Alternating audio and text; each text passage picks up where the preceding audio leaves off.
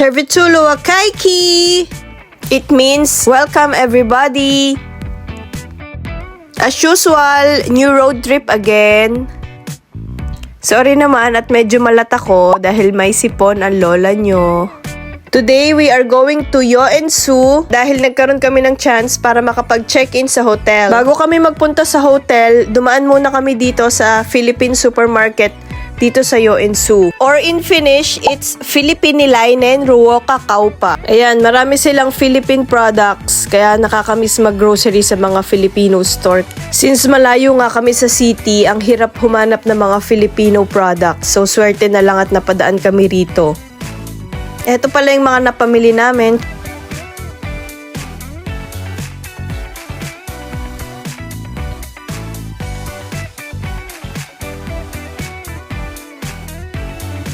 At ito ang nakakamiss. After namin sa supermarket, dumiretso na kami agad sa hotel dahil malapit na ang check-in time.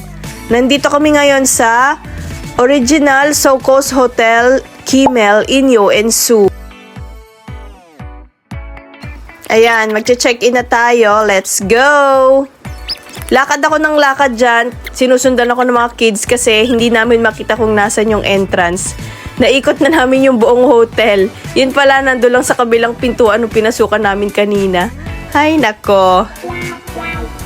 Let's go na sa ating room. Ito yung hallway nila. Malinis siya and cozy. Tahimik din.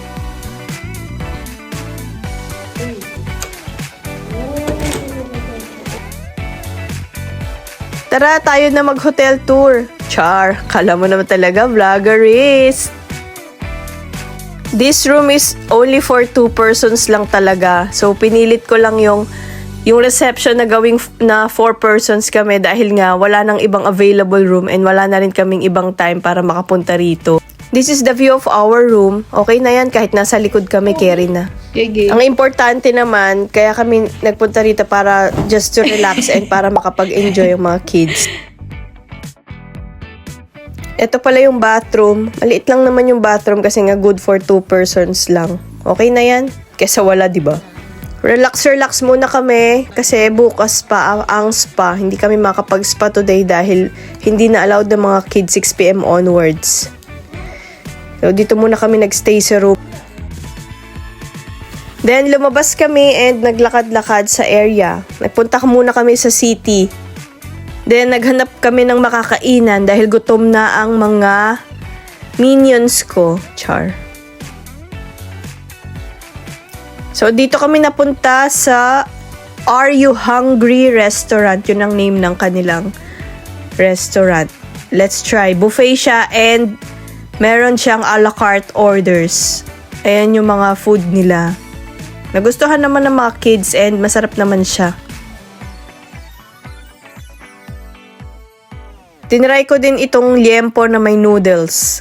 Sa supermarket kasi sa amin, wala nang nagtitinda ng taba ng baboy. Halos puro laman. Kaya nakakamiss lang.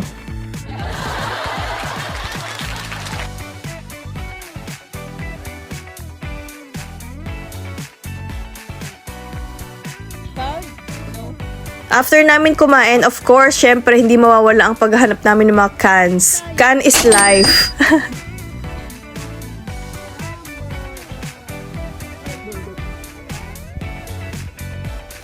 After namin dyan maglakad-lakad, dumaan muna kami kanina sa grocery para bumili lang ng snacks para may dinner kami sa hotel. And then, pauwi na kami, may nadaanan kaming park, kaya dumaan muna kami dyan at nagtambay sandali.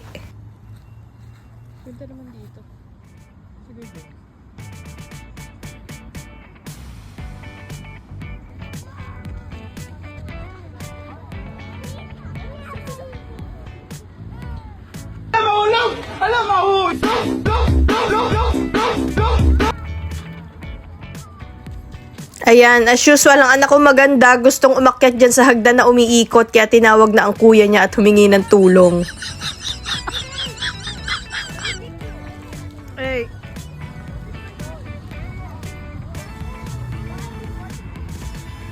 Tapos itong mga bibe na to, ayan. Naku, kung nasa Pilipinas lang kayo, Peking duck na kayo. Dito, hindi pinakikialaman ng mga wildlife animals. Ang taray ng ibon na to, oh, kapag pala nasa Europe ka, dalawang kulay ng balahibo nilang pakalat-kalat sila. Sosyal. Siyempre, malapit ng maggabi, kaya we're going back to the hotel na.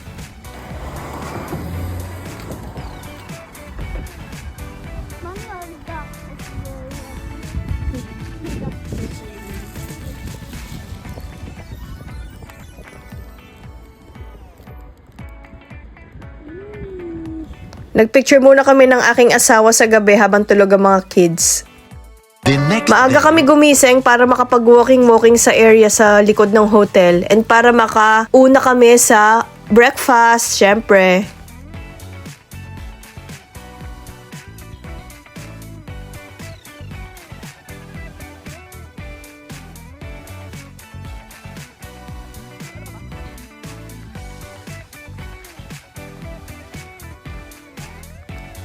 Malaki din yung place since nasa tabi siya ng lake kaya masarap mag-unwind and mag-relax.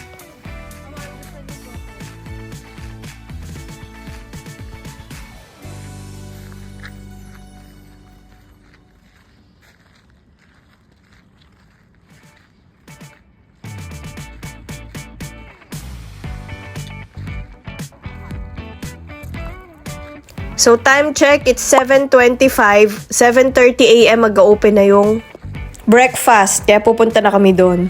Malapit sa breakfast station, meron silang small playroom para sa mga kids.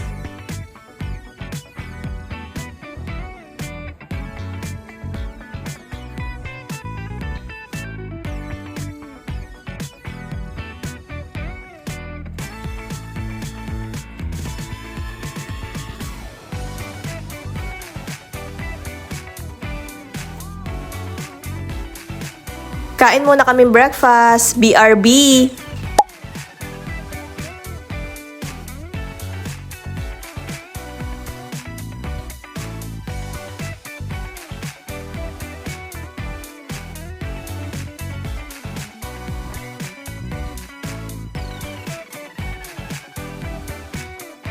After namin kumain, since may oras pa, bago mag-open yung spa, naglaro muna sila dyan. Kahit hindi na para sa age nila.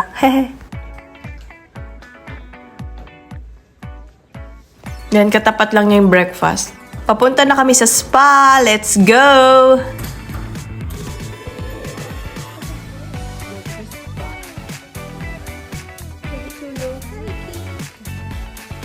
Ito ang kanilang locker room, tsaka dressing room. Meron ding cubicle for washroom. Malaki yung area nila. Same nung pinuntahan namin noon sa Vucati, nasa likod ng bathroom ang kanilang spa.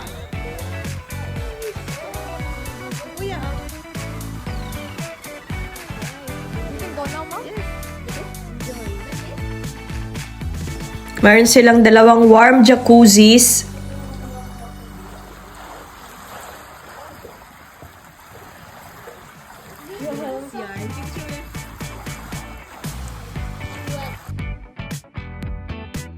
Ito naman yung ice tub nila na merong plus 6 degrees.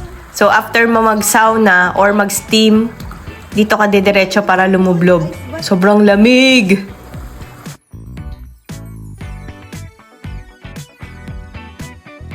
Chill-chill muna kami and enjoy namin yung water.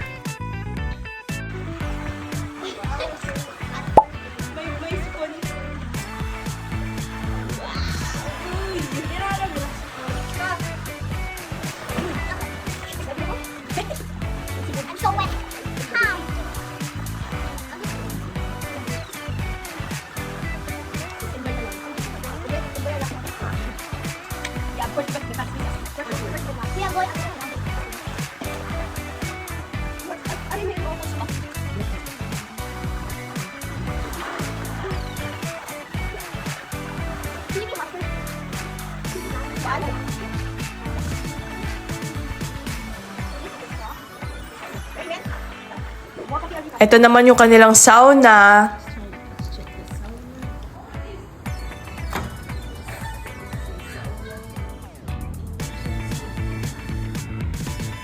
Ito naman yung kanilang steam room.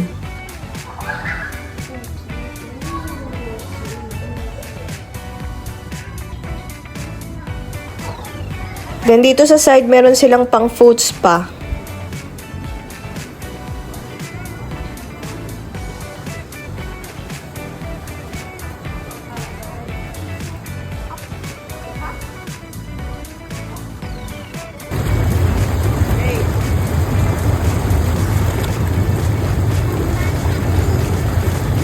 Two hours lang ang allotted time namin para sa spa. So, malapit na kaming matapos. So guys, after swimming, we're checking out.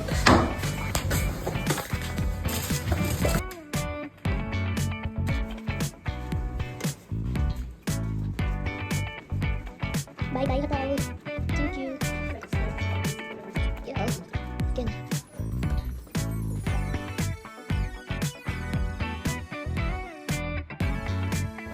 Of course, after ng spa, nagutom ang mga minions, lalafang muna kami.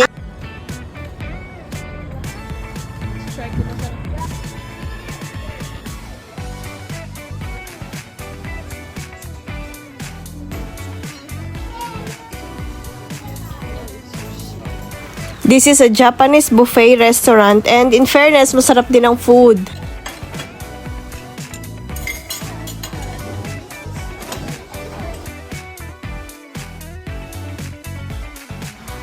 O yan, pabalik na kami ng bahay at malayo-layong biyahe na naman. Thanks for watching, guys! Yeah. Bye. Kitos Palyan. Kitos Palyon! Hepa! Please like, share, and subscribe.